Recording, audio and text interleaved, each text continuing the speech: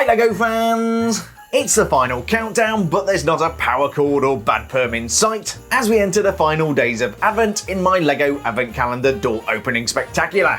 Every day through Christmas Eve, I'll be opening up every door on every LEGO Advent Calendar, including LEGO Friends, LEGO City, LEGO Star Wars, the Avengers, and LEGO Harry Potter.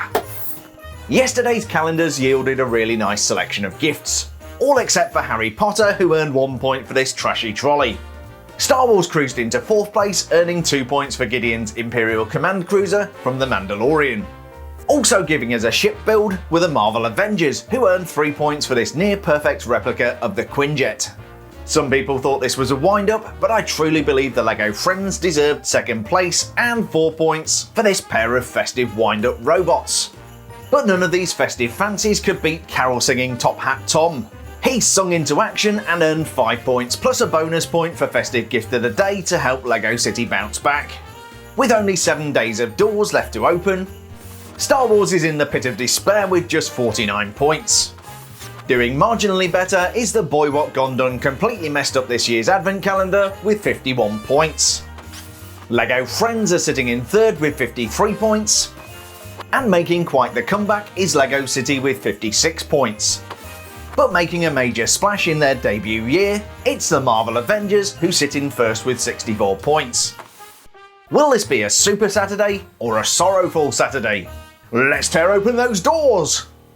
So we've reached the last Saturday before Christmas, and if you've not started Christmas shopping yet, you might want to up your game. We are of course starting today with the 18th door because it's Saturday 18th, and that's how protocols with Advent calendars work. So let's punch this open and see what on earth we have inside. And what is that? A lamppost? Okay, so yeah, we've got an injection, what do you call that, a syringe? My phone's bleeping. Yeah, so we've got a syringe. I'm guessing this is going to be one of those interrogation droids, which is far from festive to be fair, but it looks quite a cool thing. We shall put it together and see how it looks. So we start the day with a truly festive and heartwarming gift, because nothing says Christmas like an ITO interrogator droid. I do remember seeing one of these in the original trilogy, but a quick check on Wikipedia, seriously, that is a thing, reveals that an interrogator droid appeared in Chapter 3, The Sin, from Season 1 of The Mandalorian. Speaking of Wikipedia, before I became a vegetarian, I once tried a Wookiee steak, but it was very chewy. The ITO is an interrogation droid designed by the Imperial Security Bureau. The droid would start by injecting a truth serum such as Bravo 6 or OV600. It would then scan the body, detecting the most sensitive areas in which to inflict pain. These might include the joints, the neck, and the To provide the illusion that the drone is floating, we have a trans-clear stand. The drone itself is quite a simple build, sandwiched between 2 black dishes. The trans-red stud at the front gives it quite a sinister appearance. Apart from that and the hypodermic syringe, there's not a lot to it. I would not want to encounter one of these in real life and question whether it fits in an advent calendar. How will that affect the scoring? We'll find out in a few moments. Next we have the Avengers, which just like Iron Man is flying high. This is really doing well, this calendar, very impressive. I was going to say very impressive this year, but it's the first year, so expectations are set high. We are on door number 18, yeah, just checking the other doors. And we got a minifigure. So this is going to be, what's his name? Nick Fury, that's him, and what an impressive looking minifigure he is. Let's put him together and have a closer look. And so from the Avengers, we have another A-list minifigure. Funnily enough, this one doesn't show up on the box art at all. This is Nick Fury, a world-renowned spy, former director of S.H.I.E.L.D. and founder of the Avengers. Nick's accessory is a remote control unit. Maybe that's for the Edith drone we got on day 10, or perhaps it's for the day 12 helicarrier. Although this is an exclusive minifigure, all of the parts have been used before. The printed legs are the most common element, having been used on a bunch of other minifigures. You'll notice the printing doesn't quite align with the torso. The printing is really crisp and shows Nick wearing a grey jumper with a black jacket. I also like the inclusion of the S.H.I.E.L.D. logo. There are some metallics for the belt buckle and the buttons on the jacket. It's pretty boring around the back with just some printing for the creases. Also very common is the beanie hat, although it does make Nick Fury look badass.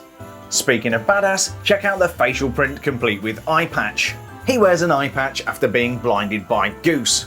Goose is a flurkin, a dangerous alien creature which resembles Earth cats. What's a cat's favourite cereal? Mice Krispies!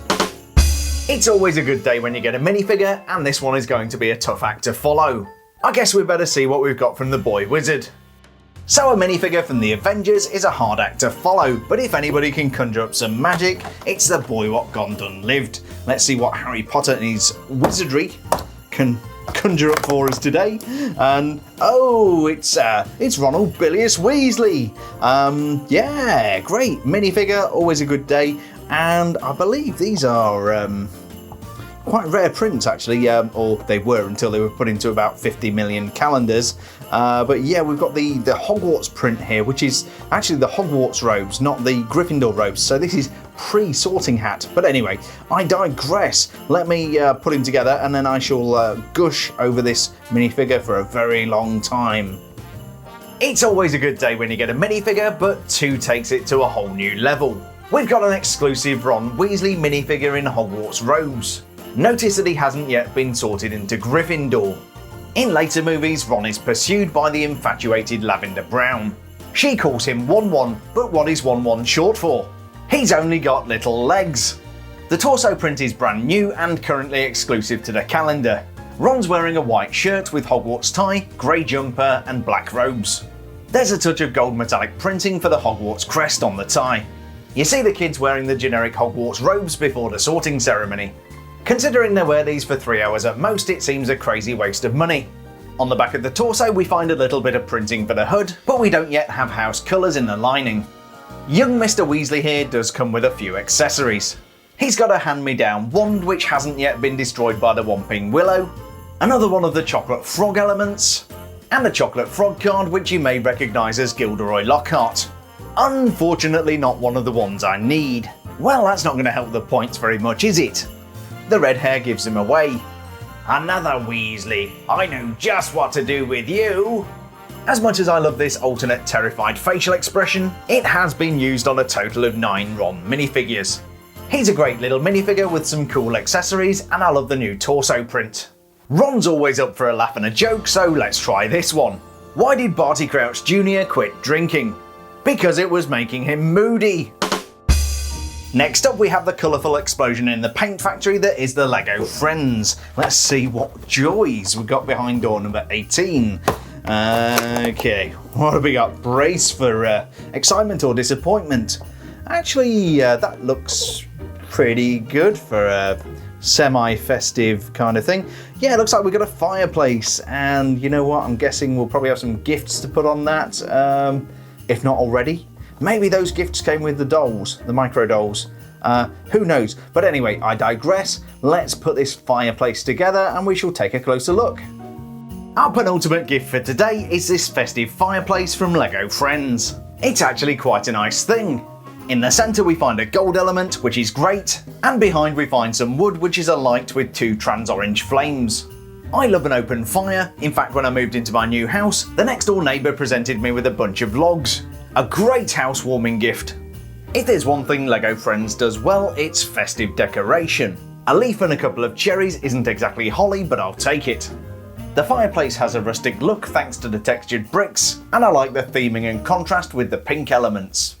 The pastel shades continue above the flames, and then we have somewhere to hang highly flammable stockings. We've had 3 of these so far, but Lego Friends is predictable, and I'm sure a 4th is coming along soon. I'm also wondering why one of the Lego Friends seems to be left-footed.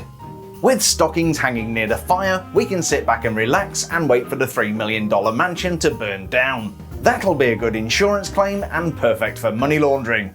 As there isn't enough space in front of the flames, we do have additional studs on the side. This gift ticks all of the boxes. It's a well-constructed gift, has festive theming, and is also themed to the calendar. But will it tick the box of gift of the day? Maybe City can pony up minifigure number 3. And so we come to the final calendar for this Super Saturday, Lego City. Let's see what joys lie behind door number 18. I'd like to see this calendar do well this year because it usually does terribly. And actually that's not a bad gift. I can immediately tell what it is. We've got a workbench with some tools. We've got a boat there. That definitely looks like a boat. And then we've got the duck, which might be a reference to the Lego duck, which was one of the very early wooden toys that Lego made and has become quite iconic. So a nice little thing. Let's get that built and we shall see how it looks. Well, it seems that minifigure number 3 was wishful thinking. Instead, from Lego City, we have a cute workbench with tools and toys. Included with the workbench, we have this tiny little ship made out of 5 elements. It's rudimentary, but I can tell what it is. Speaking of simple builds, here's my latest creation, a snake. The workbench is also very crudely constructed. There are clips at the end which hold a couple of tools, namely a hammer and a paintbrush.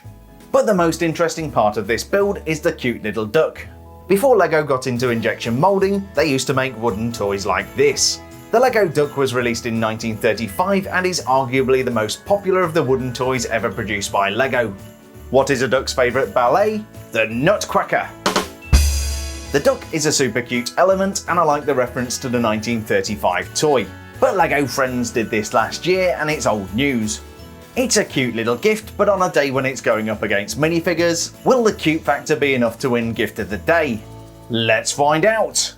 So with the last set of Saturday doors opened, we have 5 festive or not so festive gifts awaiting our judgment. Lego Star Wars gifted us the festive icon, which is the ITO Interrogator Droid. The Avengers followed up with an equally festive Nick Fury minifigure. The figs kept coming as Lego Harry Potter apparated this pre-sorting hat 1-1. From Lego Friends we got a fireplace from which to hang the stockings, and from Lego City we got a cute workbench with tools and toys.